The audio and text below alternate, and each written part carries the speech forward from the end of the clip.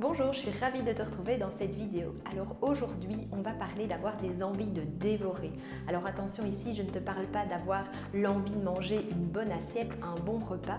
Je te parle plutôt de cette envie presque incontrôlable, irrépressible de truer sur la nourriture, de vider le contenu de tes placards, de ton frigo, même peut-être de prendre ta voiture pour aller à l'épicerie, pour aller chercher les aliments plaisir dont tu as vraiment envie.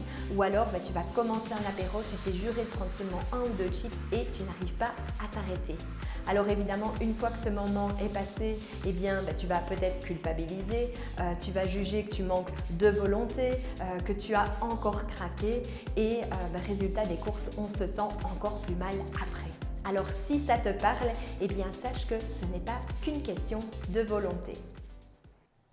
Alors la clé, elle se trouve dans tes hormones. Qu'est-ce que c'est que les hormones? Les hormones, c'est des petits messagers chimiques qui vont se balader dans tout notre corps et qui vont être impliqués, qui vont influencer toute une série de systèmes. Ça va influencer notre humeur, ça peut influencer notre sommeil, ça peut influencer tout un tas de choses, y compris notre comportement alimentaire.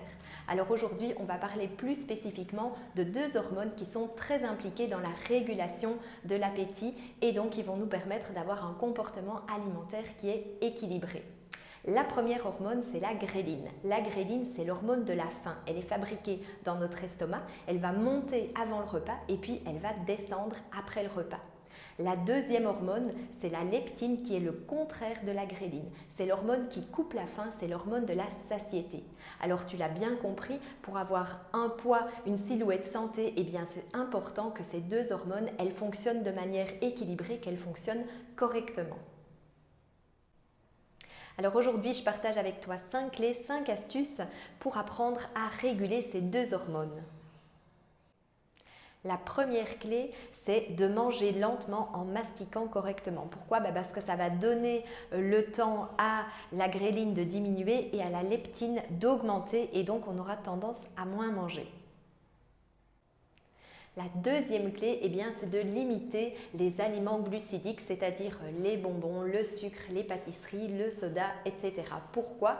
Parce qu'on va consommer un aliment sucré, on va avoir un pic de glycémie et quand la glycémie redescend, notre cerveau il va envoyer un nouveau signal, il va booster la sécrétion de gréline et on aura envie de manger à nouveau pour venir augmenter notre glycémie. La troisième clé, c'est de prendre soin de son sommeil. Lorsqu'on dort mal, lorsqu'on a un sommeil qui est perturbé, notre corps il va produire plus de gréline et on a tendance à plus manger. Alors la quatrième clé, c'est de prendre soin de son microbiote intestinal. Comment? En consommant des fibres prébiotiques, ça va être de la bonne nourriture pour les bonnes bactéries qui vont pouvoir booster la sécrétion de leptine et donc on aura plus rapidement un sentiment de satiété. La cinquième clé, c'est qu'on va éviter les régimes qui sont restrictifs hypocaloriques. Pourquoi?